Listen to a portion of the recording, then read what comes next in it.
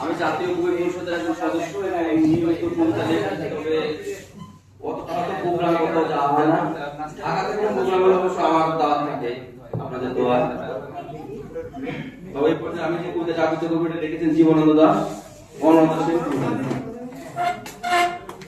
হাজার বছর ধরে আমি পথ হাঁটিতেছি পৃথিবীর পথে, সিংহল সমুদ্র হতে ঋষিতের অন্ধকারে মালয় সাগরে। অনেক ঘুরেছি আমি বিম্বিসার অশোকের ধূসর জগতে, সেখানে ছিলাম আমি আরো দূর অন্ধকারে বিদর্ভ নগরে।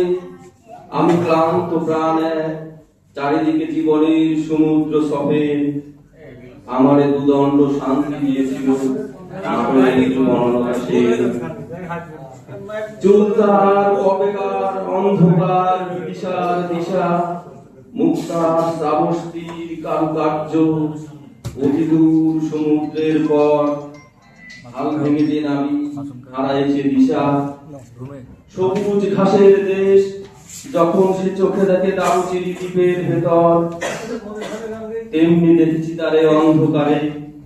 বলেছে সে এতদিন কোথায় ছিলেন, পাখির নীলের মতো চোখ তুলে নাটোরের বনলতা সেন। সমস্ত দিনের শেষে শিশিরের শব্দের মতন সন্ধ্যা আসে, টানার রৌদ্রের গন্ধ মুছে ফেলেছি। পৃথিবীর সব রং নিভে গেলে পাণ্ডুলিপি করে আয়োজন, তখন গল্পের করে জোনাকির রঙে ঝিলমিল। সব পাখি ঘরে ফিরে, সব নদী উড়ায়ের পরে, সব লেনদেন থাকে শুধু অন্ধকার। মুখোমুখি বসিবা নাটোরে বনলতা সেন।